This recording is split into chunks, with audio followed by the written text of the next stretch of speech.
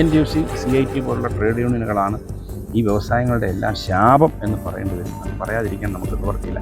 എന്താണ് ഈ ശരണ്യ ബസ്സിന് സംഭവിച്ചത്, എന്താണ് ബസ് ഉടമയ്ക്ക് സംഭവിച്ചത്, ഈ കാര്യങ്ങളാണ് നമ്മൾ അന്വേഷിക്കുന്നത്. കേരളത്തെ സംബന്ധിച്ചുള്ള പ്രശ്നം എന്താണെന്ന് ചോദിച്ചാൽ, കേരളത്തിൽ ഇപ്പോൾ ഒരു 10 AITB ബസ്സുമായിട്ട് ഞാൻ വന്നു. പിറ്റേന്ന് തൊട്ട് മോട്ടോർ വാഹന വകുപ്പും പോലീസും ഇതിൻ്റെ പുറകിൽ. കാരണം ഈ ബസ്സുകൾ ഇങ്ങനെ കിടക്കാന്ന് പറയാം. ഞാൻ പറഞ്ഞല്ലോ, എനിക്ക് കോടിക്കണക്കിന് രൂപയുടെ നഷ്ടമാണ്. അദ്ദേഹത്തിന്റെ എഫേർട്ടുകൾ മുഴുവൻ എടുത്ത് സമ്പാദിച്ചതാണ് ഈ ശരണ്യ എന്ന് പറയുന്ന ആ ഒരു പ്രസ്ഥാനം. ഡിവിഷൻ ബെഞ്ചിൽ നിന്ന് ഞങ്ങൾക്ക് അനുകൂലമായ വിധി കിട്ടിയിരിക്കുകയാണ്. പക്ഷേ ആ വിധി നടപ്പാക്കാൻ സർക്കാർ തയ്യാറാകുന്നില്ല എന്നുള്ളതാണ് അതിൻ്റെ ഒരു യാഥാർത്ഥ്യം. വ്യവസായ സൗഹൃദ അന്തരീക്ഷമല്ല കേരളത്തിലുള്ളത്. കേരളത്തിൽ പൈസ മുടക്കുന്നവൻ ഏത് സമയവും ഒരു കയറും കൂടെ വാങ്ങിച്ചു വെച്ചേക്കണം. CIT എന്ന് പറയുന്ന KSRTCയിലെ ട്രേഡ് യൂണിയനാണ് ഈ വ്യവസായം നശിപ്പിക്കുന്നത്. കോടിക്കണക്കിന് രൂപ ചെലവാക്കി ഇവിടെ കോൺക്ലേവ് സംഘടിപ്പിക്കുന്നു, എന്നിട്ട് വിദേശ വ്യവസായികളെ ഇങ്ങോട്ട് ആകർഷിക്കാൻ. ഞാൻ ഈ വിദേശ വ്യവസായികളോടൊക്കെ ചോദിക്കുന്നത്, ഇതല്ലേ നാളെ നിങ്ങളുടെ സ്ഥിതി? നമസ്കാരം.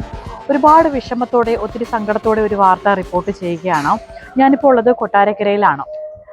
ഒരു കാലത്ത് ഒരുപാട് പ്രതാപത്തോടെ കൊട്ടാരക്കരയിലും പത്തനംതിട്ടയിലും ഒക്കെ ദീർഘദൂര സർവീസുകൾ ഉൾപ്പെടെ നടത്തിയിരുന്ന ശരണ്യ ബസിൻ്റെ ഇപ്പോഴത്തെ അവസ്ഥയിലേക്കാണ് ഞാൻ നിങ്ങളെ കൊണ്ടുപോകുന്നത്. എനിക്ക് പിന്നിൽ കാണുന്നതാണ് ശരണ്യ ബസിൻ്റെ ഈ ഒരു അവസ്ഥ. ഇപ്പോൾ ശരിക്കും എന്താണ് ഈ ശരണ്യ ബസിന് സംഭവിച്ചത്, എന്താണ് ബസ് ഉടമയ്ക്ക് സംഭവിച്ചത്, ഈ കാര്യങ്ങളാണ് നമ്മൾ അന്വേഷിക്കുന്നത്.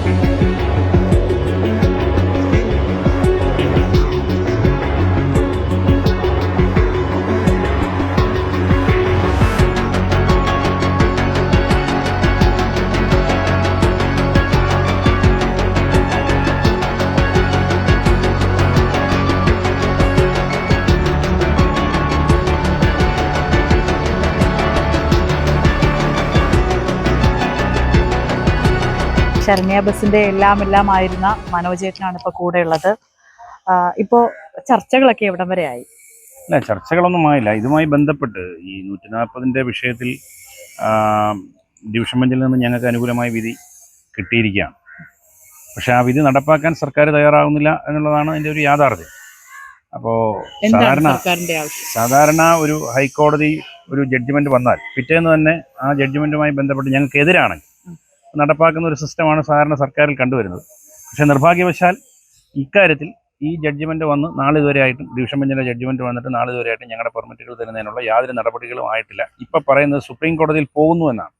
സുപ്രീം കോടതിയിൽ ഇപ്പം ഞാൻ മനസ്സിലാക്കുന്നത്, സുപ്രീം കോടതിയിൽ കേസ് ഫയൽ ചെയ്തു, അഡ്മിഷൻ ആയിട്ടില്ല. അപ്പം അഡ്മിഷൻ ആവാത്തിടത്തോളം ഞങ്ങളുടെ പെർമിറ്റുകൾ തരുന്നതിന് തടസ്സമില്ല. പിന്നെ അത് സർക്കാരുമായി ബന്ധപ്പെട്ട വിഷയങ്ങളാണ്. പക്ഷേ ഇതിനെല്ലാം ഒരു തുടക്കം, ഒരു കാലത്ത് ഇത് ഒരാളെ ഉപദ്രവിക്കണം അല്ലെങ്കിൽ ഇങ്ങനെയുള്ള ഏതാണ്ട് 250-ലധികം വരുന്ന പെർമിറ്റുകളാണ് കേരളത്തിലാകെ 140 കിലോമീറ്ററിന് മുകളിൽ ഓടിക്കൊണ്ടിരുന്നത്. അപ്പോൾ അത് ഏറ്റെടുത്തതിന് ശേഷമുള്ള KSRTCയുടെ ഒരു ഗ്രാഫ്, KSRTCയുടെ വളർച്ച, KSRTCയുടെ നഷ്ടം, ഇതൊക്കെ ഒന്ന് കണക്കെടുക്കണം സർക്കാർ. KSRTCക്ക് നഷ്ടമേ ഉള്ളൂ. കാരണം വ്യക്തമായ കണക്കുകൾ ഞങ്ങളുടെ കയ്യിലുണ്ട്. കാരണം എന്താണെന്ന് ചോദിച്ചാൽ, ഈ സർവീസുകൾ എൻറ്റയർലി പ്രൈവറ്റ് റൂട്ടിലാണ് ഓപ്പറേറ്റ് ചെയ്തത്.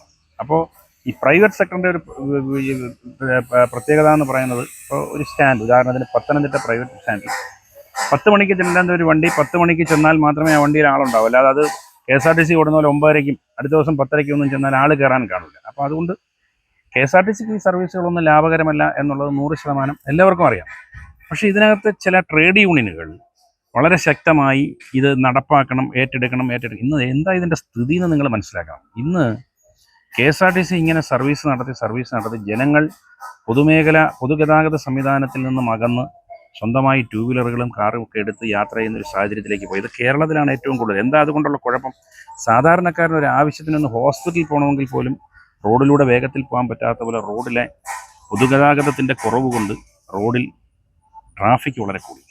അപ്പോൾ ഇതൊക്കെ പഠിക്കേണ്ട കാര്യങ്ങളാണ്. ഒരു ഗവൺമെൻറ് എന്ന് പറയുമ്പോൾ ഇങ്ങനെയുള്ള കാര്യങ്ങളൊക്കെ പഠിക്കേണ്ടതാണ്. പക്ഷേ അതിനൊന്നും ആരും തയ്യാറാവുന്നില്ല എന്നുള്ളതാണ് ഒരു പ്രശ്നം. അപ്പോൾ എൻ്റെ ഒരു അവസ്ഥ ഇങ്ങനെ വന്നു, ഞാനത് പറഞ്ഞു, ജനങ്ങളോട് പറഞ്ഞു. കേരളം വ്യവസായിക സൗഹൃദ അന്തരീക്ഷമുള്ള സംസ്ഥാനമാണെന്ന് കേരളത്തിൻ്റെ മുഖ്യമന്ത്രി ഉൾപ്പെടെ ഇവിടുത്തെ രാഷ്ട്രീയ നേതാക്കന്മാരെല്ലാം പറയുന്നു. കോടിക്കണക്കിന് രൂപ ചിലവാക്കി ഇവിടെ കോൺക്ലേവ് സംഘടിപ്പിക്കുന്നു, എന്നിട്ട് വിദേശ വ്യവസായികളെ ഇങ്ങോട്ട് ആകർഷിക്കാൻ ശ്രമിക്കുന്നു.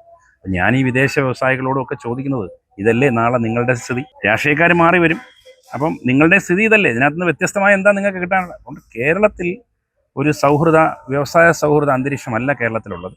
കേരളത്തിൽ പൈസ മുടക്കുന്നവൻ ഏത് സമയവും ഒരു കയറും കൂടെ വാങ്ങിച്ചു വെച്ചേക്കണം ആത്മഹത്യ ചെയ്യാൻ. അതാണ് കേരളത്തിൻ്റെ പൊതുവായ ഇതിപ്പോൾ കേരളത്തിൻ്റെ ഒരു പരിച്ഛേദമാണ്. കാരണം ഈ ബസ്സുകൾ ഇങ്ങനെ കിടക്കുക എന്ന് പറയാം, ഞാൻ പറഞ്ഞല്ലോ എനിക്ക് കോടിക്കണക്കിന് രൂപയുടെ നഷ്ടമാണ്. അപ്പം ഞാനായതുകൊണ്ട് ചിലപ്പോൾ സർവൈവ് ചെയ്തു എന്നുള്ളതേ ഉള്ളൂ. വേറൊരാളാണെങ്കിൽ ചിലപ്പോൾ ഞാൻ അത് പറഞ്ഞു, ഞാനൊരു ഇൻ്റർവ്യൂവിൽ പറഞ്ഞു, മംഗലാപുരത്ത് ഒരു ബസ് ഓപ്പറേറ്റർ ഏതാണ്ട് 100 പരം ബസ്സുള്ള ഒരാളാണ്, അയാൾ ആത്മഹത്യ ചെയ്തു. അപ്പം നമ്മുടെ ഒരു വിൽ പവർ കൊണ്ടും നമ്മുടെ ഒരു ബേസ് കൊണ്ടും ഒക്കെ അങ്ങനെ പോകാൻ പറ്റി എന്നുള്ളതല്ലാതെ ഇതൊന്നും ആർക്കും സംഭവിക്കാൻ പാടില്ലാത്ത കാര്യങ്ങളാണ് എന്നുള്ളതാണ് എനിക്കിതുമായി ബന്ധപ്പെട്ട് പറയാനുള്ളത്. നമുക്ക് എത്ര വർഷമായി ഈ ബസ്സുകൾ ഇങ്ങനെ കാട് കയറി? ഇതിപ്പോൾ ഏകദേശം ഞാൻ പറഞ്ഞല്ലോ 2016 തൊട്ടാണ് ഈ വിഷയം കുറച്ച് ഗുരുതരമായി വരുന്നത്. പക്ഷേ 2017-18 കാലയളവിലൊക്കെ വണ്ടി ഓപ്പറേറ്റ് ചെയ്യാൻ പറ്റി. അതിനുശേഷമാണ് പിന്നെ ഒരു ഗവൺമെൻറ് ഇറക്കിയ ജിയോ പോലും ക്യാൻസൽ ചെയ്യുന്നതിന് പിന്നീട് വന്ന ഉദ്യോഗസ്ഥന്മാർ ശ്രമിക്കുകയും അതിൻ്റെ അടിസ്ഥാനത്തിൽ കേസാവുകയും പിന്നീട് ആ കേസ് ഇങ്ങനെ നീണ്ട് ഇപ്പോൾ ആണ് ഞങ്ങൾക്ക് അനുകൂലമായ വിധി കിട്ടിയത്.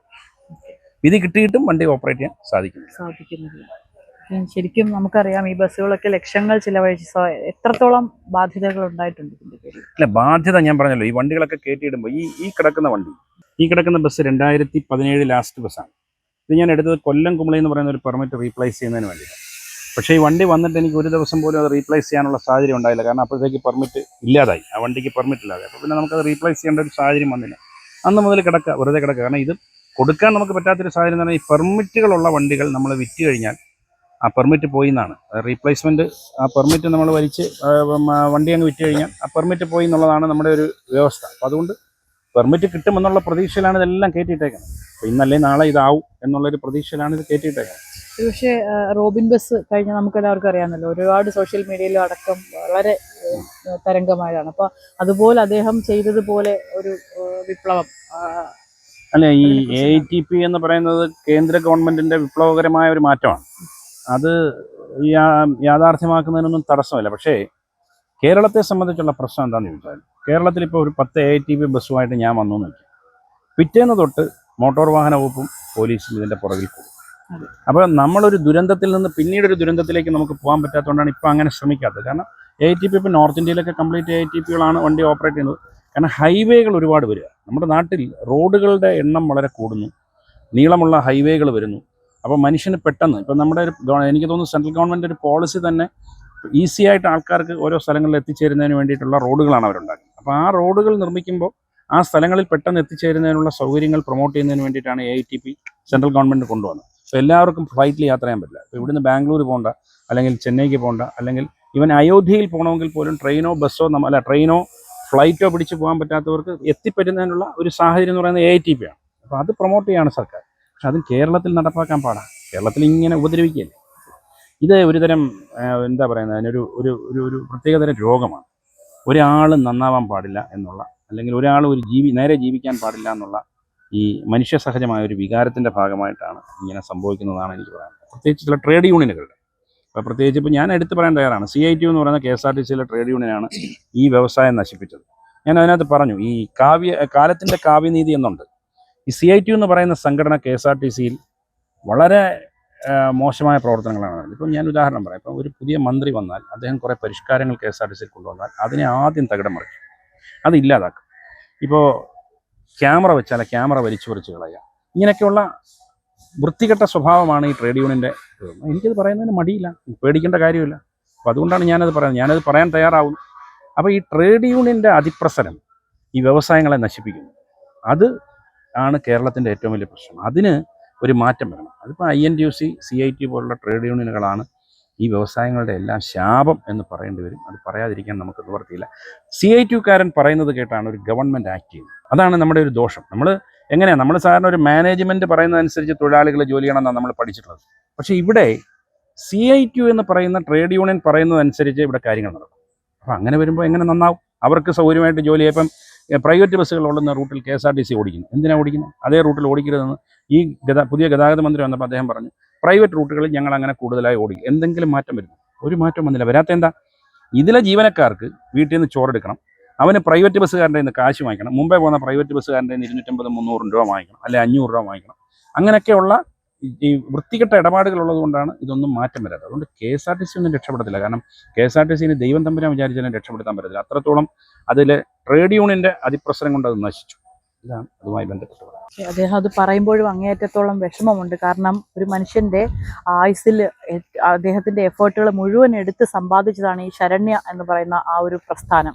ആ പ്രസ്ഥാനം ഇങ്ങനെ കൺമുമ്പിൽ അത് ചോർന്നു പോകുന്ന ഒരു സാഹചര്യം. അതിനുവേണ്ടി ശരിക്കും അദ്ദേഹം പോരടിക്കുകയാണ്. അദ്ദേഹം എന്നെങ്കിലും നമുക്കിത് വീണ്ടെടുക്കാൻ പറ്റും. അദ്ദേഹത്തിൻ്റെ പ്രയത്നത്തിൻ്റെ പരമാവധിയാണ് അദ്ദേഹം ഈ ഒരു ബസ്സിന് വേണ്ടി ഇപ്പോൾ നടത്തിക്കൊണ്ടിരിക്കുന്ന പോരാട്ടം. ക്യാമറമാൻ അൻഷാദിനൊപ്പം ബിൽവനിത് വിസ്മയ ന്യൂസ്.